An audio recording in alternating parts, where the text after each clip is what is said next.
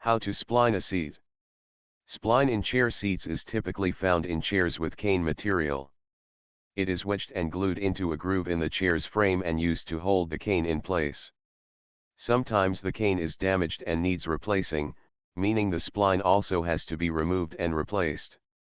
This project can be accomplished with basic skills, a few special tools and a little patience. Instructions. Things you'll need. Utility knife. Spline chisel. 80 grit sandpaper. Spline. Bucket with warm water. Cane material. Scissors. Sponge. Mallet. Caning wedges. White or yellow glue. Clean rag. 1. Set the chair on a workbench to remove the old caning material and spline. Loosen the existing spline by running a utility knife or a thin-bladed chisel along each side of the spline. This will break the spline away from the frame. 2. Push your spline chisel into the spline starting at the front of the chair. Pry up the old spline. If it's stubborn and does not come out in one piece, pry it out in pieces until you get to the bottom of the groove. 3.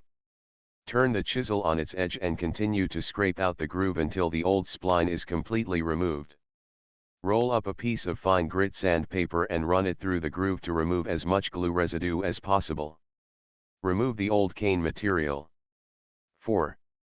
Measure the length of the groove and cut the new spline 2 inches longer. If the groove has tight rounded corners, soak the spline in a bucket of warm water to make it more pliable. If the groove has square corners, measure 4 pieces to length with a 45-degree miter cut at the ends. Use a utility knife to obtain a clean angled cut. Take note as to which groove the pieces fit into. These do not need to be soaked, simply set them off to the side. 5.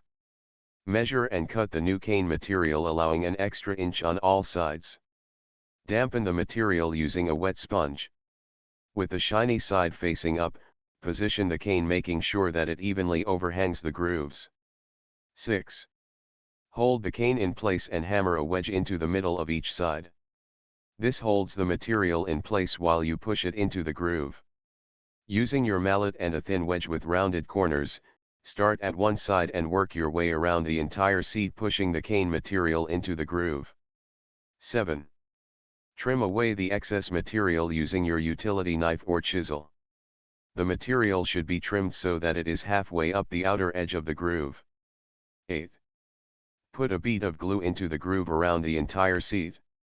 If you have 4 cut pieces of spline, simply hammer each piece into the correct groove with your mallet.